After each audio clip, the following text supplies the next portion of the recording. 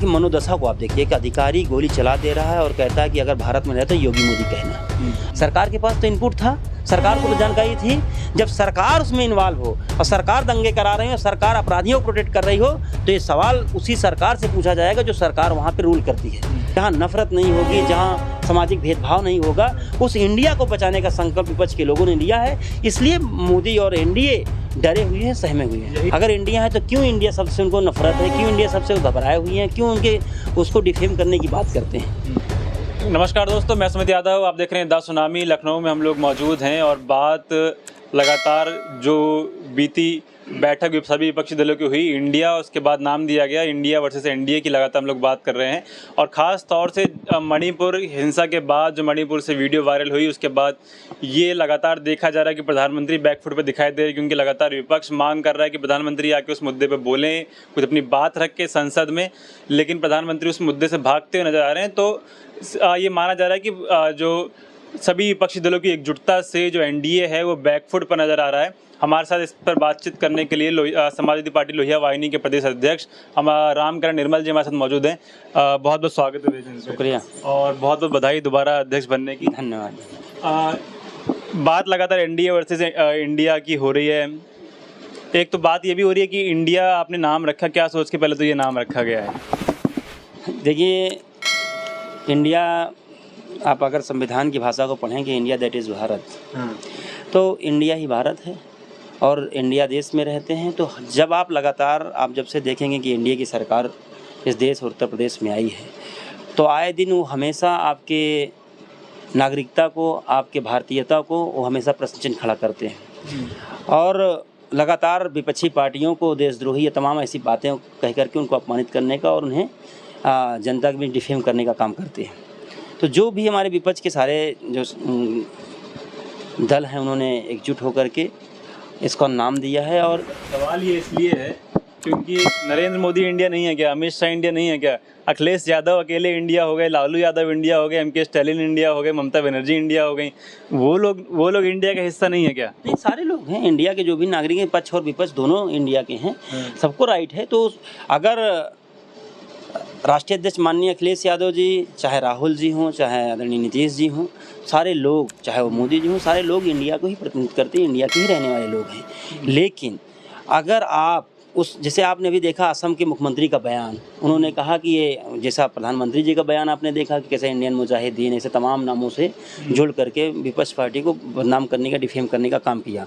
यहाँ तक असम के मुख्यमंत्री ने तो अपने ट्विटर हैंडल से इंडिया नाम ही हटा दिया है। तो आप सोचिए कि इनके अंदर जलन कितनी है, इनके अंदर प्रतिशोध, इनके अंदर देश के लिए इनके अंदर क्या सोच है, आप उससे समझ सकते हैं। अगर इंडिया है तो क्यों इंडिया सबसे उनको नफरत है, क्यों इंडिया सबसे घबराए हुए हैं, क्यों उनके उसको डिफेम करने की बात करते हैं। तो अगर इंडिया है तो कोई उनको उनके इंडियन होने पे कोई सवाल नहीं खड़ा कर रहा है। ये सवाल तो खड़ा भाजपा करती है, सवाल तो खड़ा भाजपा ही पूछती है विपक्ष के लोगों से।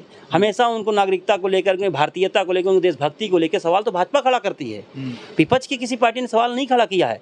विपक्ष के लोगों को मानना है कि जो भारत है इसमें सांप्रदायिक आग में झुलक रहा है। आपने देखा मणिपुर में किस तरह निर्मम हत्याएं हो रही हैं, घर जलाए जा रहे हैं, माताओं बहनों के साथ रेप हो रहा है, उनको परेड कराई जा रही है। तो इंडिया का वो पार्ट मणिपुर है, लेकिन उसमें प्रधानमंत्री जी बयान नहीं देते हैं। इंडिया जल रहा है, सुलग रहा है। आपने गोथरा का देखा है, आपने उदाहरण, अभी आपने देख रहे हैं, अभी हरियाणा की घटना को आप देख रहे हैं, नूह में कैसे गाड़ियाँ जलाई जा रही हैं, उसे हत्याएं हो रही हैं, पुलिस वाले मारे जा रहे हैं, होमगार्ड मारे जा रहे हैं, आम नागरिक मारे जा रहे हैं। दिल्ली का आपने देखा है दंगे का हाल, कि वहाँ कितने निर्दोष लोग मारे गए, ठेले वाले, घुमचे वाले, सब्जी वाले मारे गए। तो इंडिया में रहने वाले लोगों को, जो भारतीय संविधान के निर्माणकर्ताओं का जो सपना था कि हम भारत को, कैसा भारत हमारा होगा जहाँ नफरत नहीं होगी, जहाँ सामाजिक भेदभाव नहीं होगा, उस इंडिया को बचाने का संकल्प विपक्ष के लोगों ने लिया है। इसलिए मोदी और एनडीए डरे हुए हैं, सहमे हुए हैं। यही तो भाजपा कह रही है कि आपको मणिपुर दिख रहा है, आपको हरियाणा दिख रहा है, लेकिन आपको राजस्थान नहीं दिख रहा, आपको छत्तीसगढ़ नहीं दिख रहा, आपको मध्य प्रदेश नहीं दिख रहा। जो जिन राज्यों में कांग्रेस की सरकार या गैर भाजपा सरकार है, उन पर आपकी कोई नज़र नहीं है, आपकी नज़र सारी मणिपुर पर आके अटकी हुई है। मेरा कहने का मतलब ये है कि अगर बीजेपी, भारतीय जनता पार्टी सरकार में है, अगर मणिपुर में भारतीय जनता पार्टी की सरकार है, तो सवाल तो भारतीय जनता पार्टी से ही पूछा जाएगा कि हम आम आदमी सरकार से सवाल क्यों नहीं पूछा, कि आम आदमी पार्टी से पूछा जाएगा।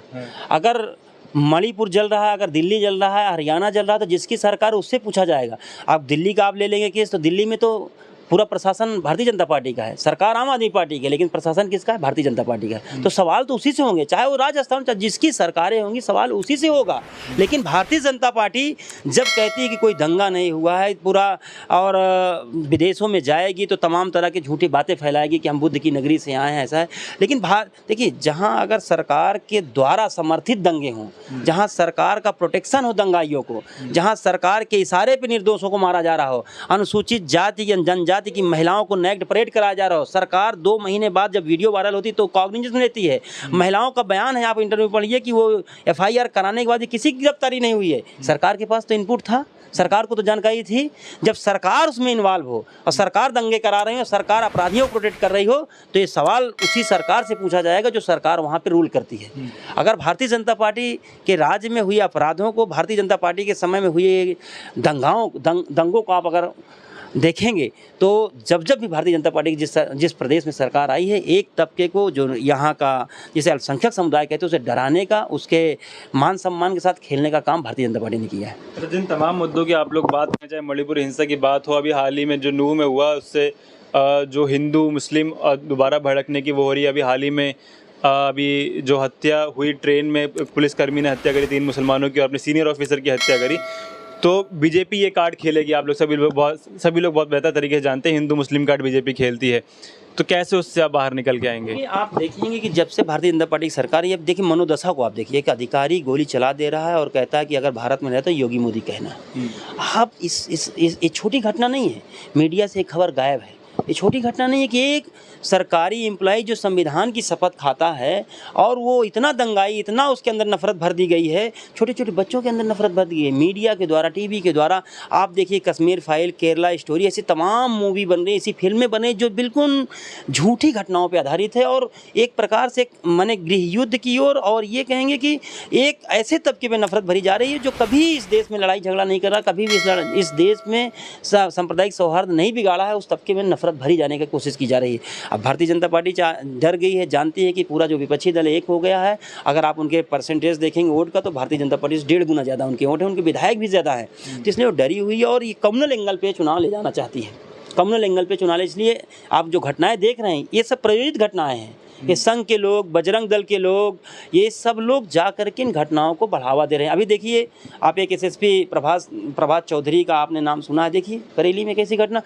आप कंवरिया जाना है, सीधी रोड उनको खाली की गई सरकार के द्वारा, लेकिन वो जा रहे हैं जहाँ बस्तियाँ हैं अल्पसंख्यकों की, उनके अंदर घुस करके डीजे लेकर के और उन्मादी नारे लगा करके वो भड़काना चाहते हैं, दंगा करना चाहते हैं, निर्दोष लोगों को लड़ाना चाहते हैं, मारना चाहते हैं और उस नफरत की राजनीति पे चुनाव जीतना चाहते हैं। भारतीय जनता पार्टी का प्रोजेक्टेड एजेंडा है, इसलिए ये तो बात है। कैसे इंडिया जो पूरा गठजोड़ आपने बनाया, कैसे समाजवादी पार्टी उससे लड़ेगी? सवाल ये है, क्योंकि इससे आप हारते हुए चले आ रहे हैं। 2014 के चुनाव हारे इसी मुद्दे पे आ रहे, क्योंकि उससे पहले, क्योंकि जो मुजफ्फरनगर दंगे हुए उसी 2014 में आप लोगों को हार का सामना करना पड़ा, जिसका सामना आप आज भी करते हैं। जाट मुस्लिम एकता अभी भी पश्चिम उत्तर प्रदेश में नहीं बना पा रहे हैं आप लोग, तो कैसे इसका सामना करेंगे? देखिए, हार जीत कभी भी आपकी आइडियोलॉजी को सही और गलत का फैसला नहीं करती। भीड़ अगर किसी के साथ है, अगर संख्या आबादी किसी के साथ है, तो ज़रूरी नहीं कि वो सही हो। हमारे मुद्दे सही हैं।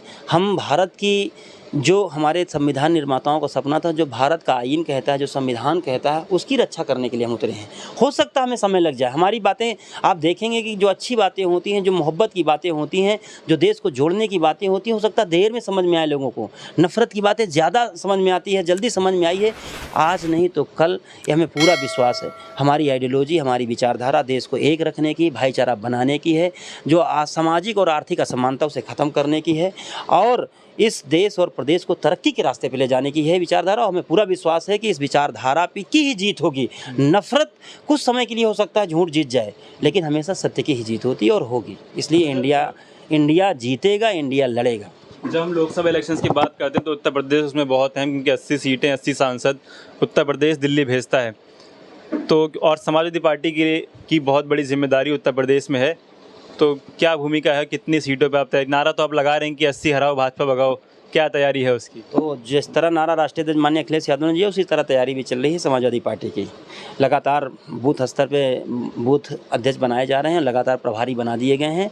अब फ्रंटलों के सारे गठन हो गए हैं, अभी 1-2 बचे हैं, वो हो जाएंगे गठन। और लगातार नौजवान आप देखेंगे, अगर उत्तर प्रदेश में भारतीय जनता पार्टी किसी से डरती तो समाजवादियों से डरती है, समाजवादी पार्टी से डरी हुई है। इसलिए देखिए, अभी भ्रामक प्रचार करा रही मीडिया के द्वारा, कहीं इस नेता का नाम, कहीं उस नेता का नाम मीडिया के लेकर डिफेम कर रही है मीडिया, उनके रेपुटेशन को ख़राब कर रही है। और अभी भारतीय जनता पार्टी इतनी डर गई है कि वो दूसरे दलों को, नेताओं को लालच दे रही है, कह रही है हमें मंत्री बना देंगे, आपको संसद लड़ा देंगे। इस तरह की बातें झोले में लेकर के इनके संघ के और भारतीय जनता पार्टी के लोग घूम रहे हैं सारे नेताओं के पास कि आपको यहाँ मंत्री बना दिया जाए। सरकार इनकी बनी नहीं, लेकिन मंत्री पद बांट रहे हैं 24 के बाद के। तो इसलिए ये डर ही नहीं होती। अगर इनको डर नहीं होता, अगर मोदी जी जानते हैं कि हम महाराष्ट्र में बुरी तरह हारेंगे, जानते हैं हम कर्नाटका में बुरी तरह हारेंगे, जानते हैं कि बिहार में पूरी तरह बिहारी लोग इनको भगा देंगे, वहाँ हम हार ही जाएंगे। मध्य प्रदेश की हालत ख़राब है, जिस तरह उन्होंने देखी आप कि आदिवासी पे पेशाब किया जा रहा है, उनके हक और अधिकार को छीनने के बाद भी उनको मनमर्दित किया जा रहा है। इनके नेताओं की बदजुबानी आप देख ही रहे हैं। आप देखिए, झारखंड में हार जाएंगे, छत्तीसगढ़ में हार जाएंगे, टीएमसी बंगाल इनका कमज़ोर है ही। तो अभी आप देखेंगे कि पूरी तरह हर तरह से भारतीय जनता पार्टी डरी हुई है, सहमी हुई है। इसलिए उत्तर प्रदेश में भी 80 सीटें हैं, यहाँ उसे पता है कि हमें मात देने जा रही है समाजवादी पार्टी, इसलिए वो डरे हुए हैं। और उनके जितने संघ के लोग हैं और जितने भी इनकी एक बिजनेस लॉबी है बड़े बड़े लोगों की, पैसों की, वो लेकर के इसमें सारे लोगों को, नेताओं, विपक्ष के नेताओं को कोई मंत्री पद दे रहा है, कोई पैसे खरीदने की कोशिश कर रहा है, कोई किसी को तोड़ने की कोशिश कर रहा है।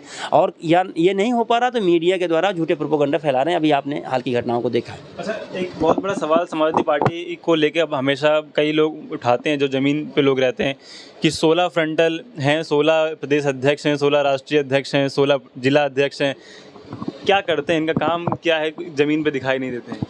नहीं, वो चश्मा जो बीजेपी वाले लगाएं, ये झूठी तरह से डिफेम करने के। देखिए, कभी भी साइकोलॉजिकल वार होता है किसी भी चुनाव या लड़ाई से पहले। अगर आप साइकोलॉजिकल वार, अध्यक्ष मिलकर चुनाव जितवा क्यों नहीं पा रहे हैं फिर?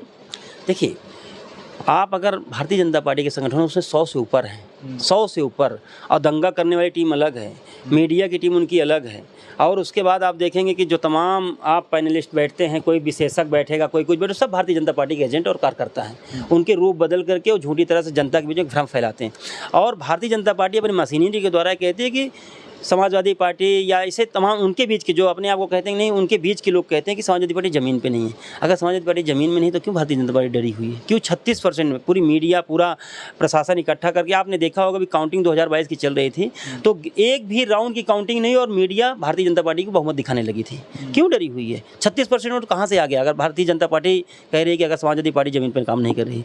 जितना हमारे नेता राष्ट्रीय अध्यक्ष माननीय अखिलेश यादव जी कार्यालय बैठे जितना मिलते हैं, अभी आप मेरठ गए, उसके पहले आप देखिए जालौन गए, अभी उसके बाद नोएडा गए, गाज़ियाबाद गए, वो लगातार ये पूरे साल के जो 365 दिन होते हैं, राष्ट्रीय अध्यक्ष जी लगातार अपने कार्यकर्ताओं से, अपने नेताओं से मिलते हैं, संवाद स्थापित करते हैं।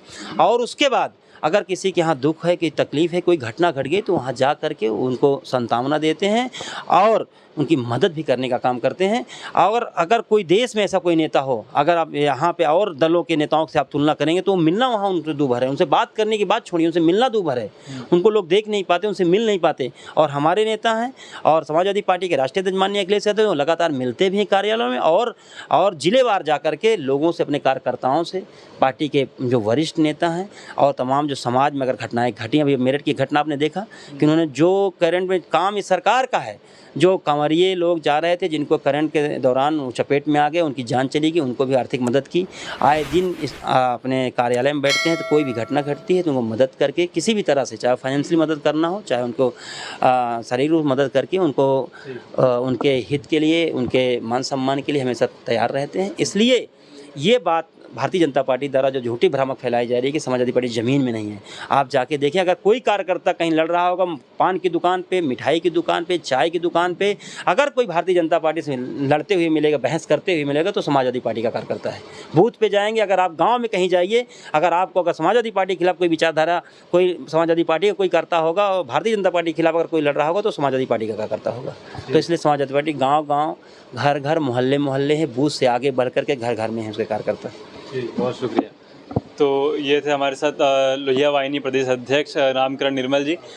कई मुद्दे बातचीत हुई। सवाल अभी भी ये है कि क्या इंडिया जो गठबंधन बना है, अगली मीटिंग में और भी चीज़ें साफ़ होंगी, उसमें समाजवादी पार्टी की क्या जिम्मेदारी रहेगी, क्योंकि उत्तर प्रदेश बहुत अहम, 80 लोकसभा सांसद दिल्ली उत्तर प्रदेश से जाते हैं, जिम्मेदारियां उत्तर प्रदेश के पास बहुत बड़ी है और उसमें समाजवादी पार्टी की एक बहुत बड़ी भूमिका। तो अखिलेश यादव अपनी भूमिका में कितना सफल होते हैं, ये अभी भी बहुत बड़ा सवाल है कि वो आगे आने वाले समय हम लोग लगातार तस्वीरें आप लोग को उत्तर प्रदेश से दिखा रहे हैं। फिलहाल ये वीडियो मैं खत्म कर रहा हूँ। आप लोगों की क्या राय है इंडिया वर्सेस एनडीए के लेके, और जो लगातार नारा अखिलेश यादव 80 हराओ भाजपा भगाओ का दे रहे हैं, उसमें से आपको क्या लगता है 80 में से कितनी सीटें ये इंडिया मिलके, विपक्षी दल मिलके भारतीय जनता पार्टी को हरा सकते हैं? अपनी राय कमेंट बॉक्स में देना ना भूलें। फिलहाल ये वीडियो मैं खत्म कर रहा हूँ। आप लोगों से मुलाकात अगली वीडियो में होगी। जुड़े रहे हमारे साथ, तब तक के नमस्कार।